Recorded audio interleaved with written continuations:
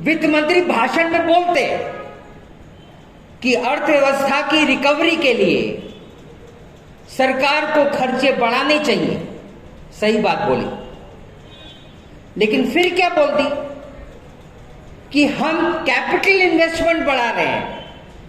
वो हेडलाइन बन गया सारे गोदी मीडिया का कि सरकार ने पूंजीगत निवेश बढ़ाया। पूंजीगत निवेश कुल निवेश का हिस्सा है, क्या है छोड़ दीजिए।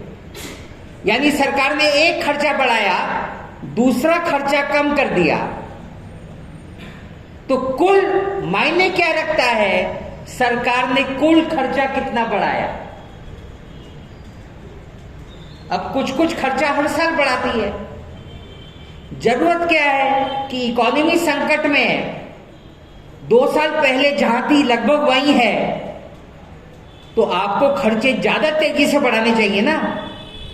इन्होंने खर्चे बढ़ाने के बदले देखिए पिछले 2 साल में जो खर्चे की बढ़ोतरी है वो कम करते चले जा रहे हैं। 17.7 से 15.3 पर आ गए। तो सरकार को जितने खर्चे बढ़ाने चाहिए थे बजट में, उतने खर्चे नहीं बढ़ाए। पॉइंट समझ में आया? तो ये बुनियादी कंसेप्ट है, ये बढ़ना चाहिए था, वो सरकार ने नहीं बढ़ाया। अपना जीडीपी की तुलना में, आंकड़े हम जीडीपी से तुलना क्यों कर रहे हैं? क्योंकि हर साल कुछ कुछ उत्पादन बढ़ता रहता है, तो जीडीपी बढ़ता रहता है ना। जीडीपी बढ़ेगा तो बजट भी बढ़ेगा।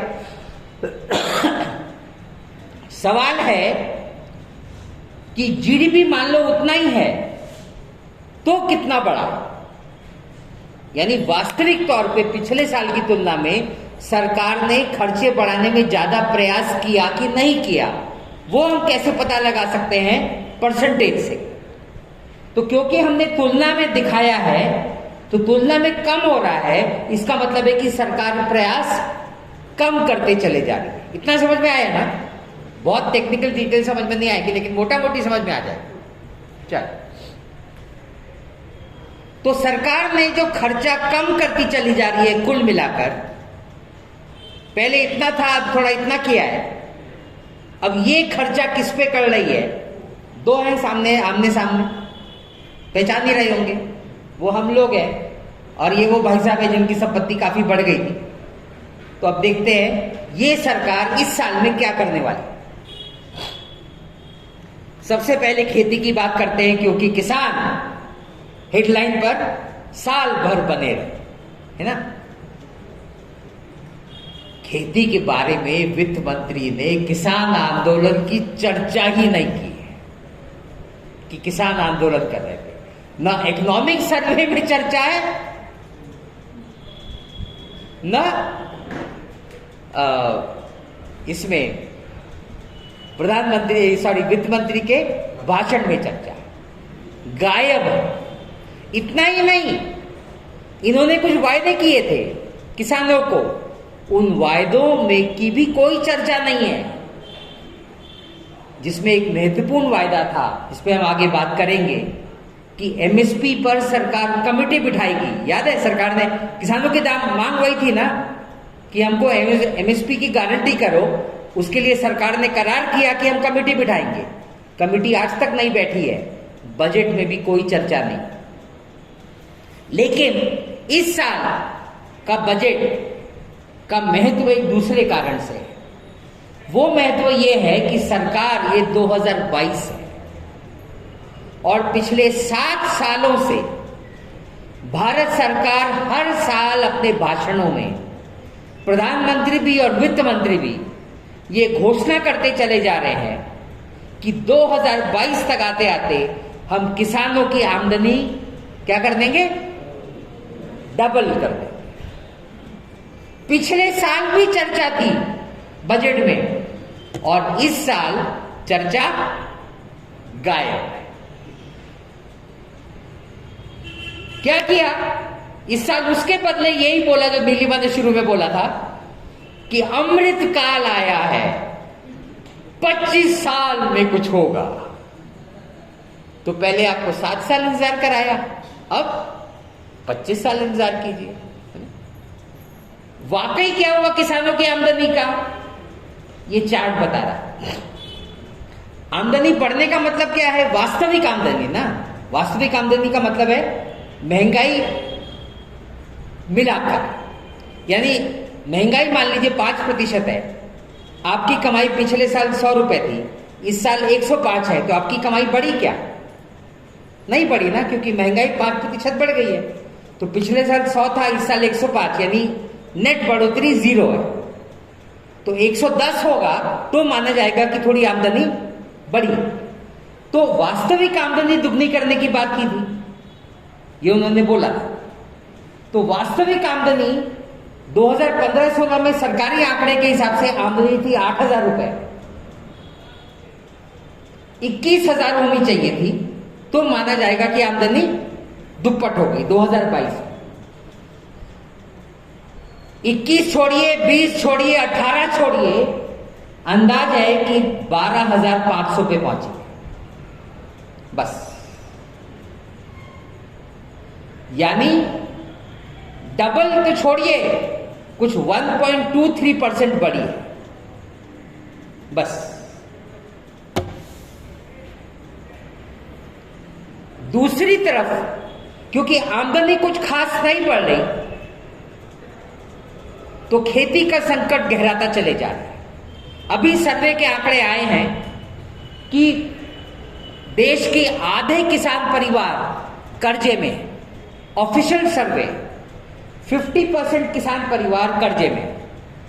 पिछला सर्वे 2013 में हुआ था, 2013 की तुलना में ये कर्जा लगभग 60% बढ़ चुका है। ये ऑफिशियल फिगर्स, सरकार के सर्वे के आंकड़े। दूसरा संकट क्या है? उसके चलते, कर्जों के चलते किसान आत्महत्या कर रहे हैं। लेटेस्ट आंकड़े नहीं है, 2020 का आंकड़ा उपलब्ध है और 2019 का है। दोनों आंकड़ों की तुलना करने पर पता चलता है कि किसानों की आत्महत्याएं बढ़ती चली जा रही है। कर्जा बढ़ेगा तो आत्महत्या बढ़ेगी। और तीसरा आंकड़ा यह है कि खेती में रोजगार समाप्त हो गए। समाप्त होने का मतलब है हर साल कुछ ना कुछ नया रोजगार पैदा होना चाहिए ना, लेकिन लोग खेती छोड़ रहे हैं। आपको मालूम होगा, युवा आज गांव में खेती करना नहीं चाहते क्योंकि खेती घाटे का सौदा है। तो जिसके पास भी थोड़े भी साधन होते हैं, कुछ भी करके वो पूना पहुंच जाता है। जमीन बेचकर भी वो बच्चे यूपीएससी एमपीएससी की तैयारी करते रहते हैं, कुछ ना कुछ करते रहते हैं कि शायद कोई नौकरी मिल जाए, क्योंकि खेती में जीना मुश्किल होता चले जा रहा है। आज खेती में जितने लोग रोजगार कर रहे हैं, मोदी के कार्यकाल में खेती में काम करने वालों की संख्या इतनी तेजी से घटी है। 23 करोड़ थी, आज 20 करोड़ लोग खेती में रह रहे हैं। 3 करोड़ घट गए। अरे भाई, थोड़ी थोड़ी आबादी बढ़ती रहती है ना, तो 23 करोड़ का कम से कम 23.5 करोड़ होना चाहिए था, तो 0 माना जाएगा। 23 का 23.5 नहीं हुआ है, 23 का 20 हो गया है। खेती में आज जितने लोग काम कर रहे हैं वो 1983 में जितने लोग काम कर रहे थे उससे कम संख्या है। 1983 का मतलब है 40 साल पहले। 40 साल में आबादी कितनी बढ़ी? आबादी बढ़ने के बावजूद खेती लोग छोड़ रहे हैं। इतनी बुरी खेती की परिस्थिति हो चुकी है, इतना भयंकर संकट है। ये बेरोजगारी का वास्तविक कारण है ऐसा कि सरकार खेती को निचोड़ रही है। हमने अनुमान लगाया है कि यदि खेती का विकास दर पहले जैसा होता तो आज खेती में कम से कम 10 करोड़ रोजगार ज्यादा होते। 10 करोड़ छोटी संख्या नहीं है। आबादी का 1/10। बेरोजगारी की समस्या लगभग हल हो गई। ये खेती का भयंकर परिस्थिति। ऊपर से एमएसपी के बारे में क्या हुआ? एमएसपी पर चर्चा ही नहीं है। हर साल बजट में कुछ एमएसपी पे बोला जाता है, इस बार वो शब्द ही गायब है। इतना ही नहीं, सरकार पूरी तैयारी कर रही है कि किसानों को चाहे जो वायदा किया हो, किसानों से जो खरीद होती है वो कम की जाए। उसके लिए दो मुख्य योजनाएं हैं। एक तो जो राशन की दुकानों में जो अनाज मिलता है वो किसानों से खरीदा जाता है ना, उसको बोलते हैं राष्ट्रीय अन्न सुरक्षा योजना, नेशनल फूड सिक्योरिटी एक्ट। उसके तहत सरकार खरीदती है। उसके बजट में लगभग 30% की कटौती हुई है। यानी सरकार इस साल पिछले साल की तुलना में 30% कम गेहूं चावल खरीदेगी। तो फिर राशन की व्यवस्था में वितरण कहां से होगा? उनको करना ही नहीं है भाई, उनको ये व्यवस्था खत्म करनी है। उसके अलावा दो और छोटी योजनाएं हैं, हर एक में पीएम का नाम जोड़ देते हैं, पीएम आशा और एक पीएसएस एमआईएस, फुल फॉर्म छोड़िए, दो योजनाएं और हैं। उनके बजट में तो 50% कटौती हुई है। तो सरकार की दिलचस्पी किसानों को उनके फसल का कुछ निश्चित दाम मिले, ये देने में सरकार की कोई दिलचस्पी नहीं है। तो दूसरी तरफ बजट में इसकी जरूर चर्चा है कि खेती का कॉर्पोरेटीकरण, निगमीकरण बढ़ेगा।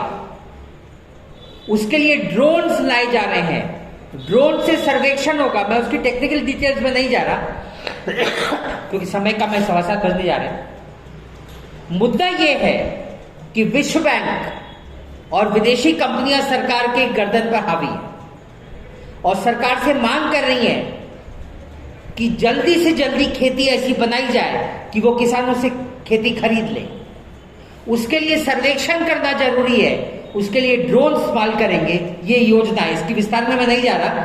कहना इतना ही है कि कुल मिलाकर 3 किसान कानून तो वापस ले लिए, लेकिन मंशा वही है।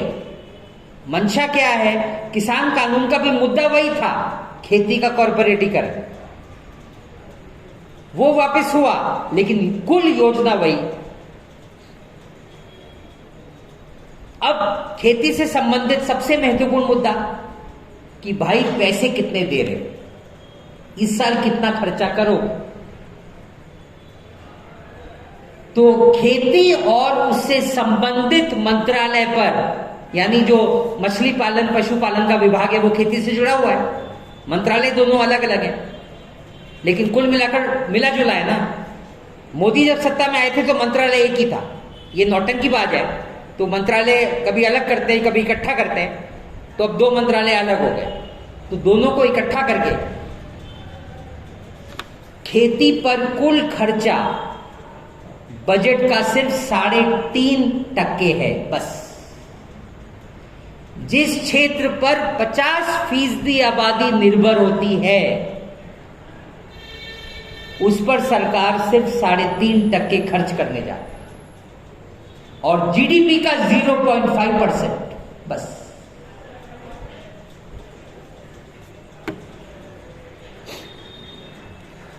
खेती से जुड़ी एक और योजना है, उसको बोलते हैं नरेगा। आपने नाम सुना होगा, मनरेगा भी बोलते हैं। महात्मा गांधी रूरल ग्रामीण में रोजगार की गारंटी योजना है।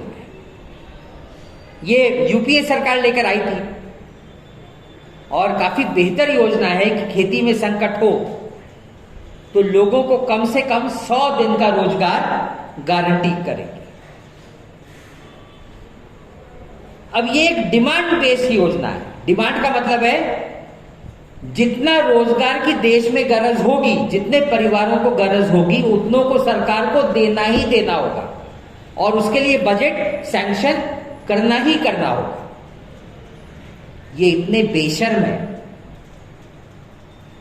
कि ये बजट सैंक्शन करने को तैयार ही नहीं है, कानून चाहे जो भी बोले। बजट कम करते चले जा रहे थे, फिर महामारी आई। महामारी में करोड़ों लोग गांव वापस लौटे।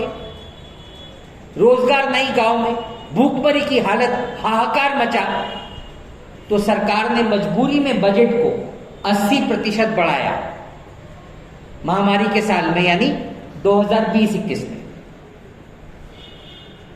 अगले साल खेती की स्थिति बेहतर नहीं हुई, शहरों में रोजगार मिलने शुरू नहीं हुए। हमने बात की है, बेरोजगारी के संकट भयंकर है, लेकिन सरकार ने बजट में 12% की कटौती कर दी। इस साल सरकारी आंकड़ों के हिसाब से 11.5 करोड़ लोगों ने आवेदन दिया है कि हमको नरेगा में रोजगार चाहिए। कितने? 11.5 करोड़। उसके बावजूद सरकार ने बजट में 25% की कटौती की है और बजट इतना कम कर दिया है कि 11.5 तो छोड़िए, 10 करोड़ लोगों को भी यदि रोजगार मिलना हो तो साल में 100 नहीं 16 दिन का रोजगार मिलेगा। सिर्फ उतना ही बजट सैंक्शन किया है।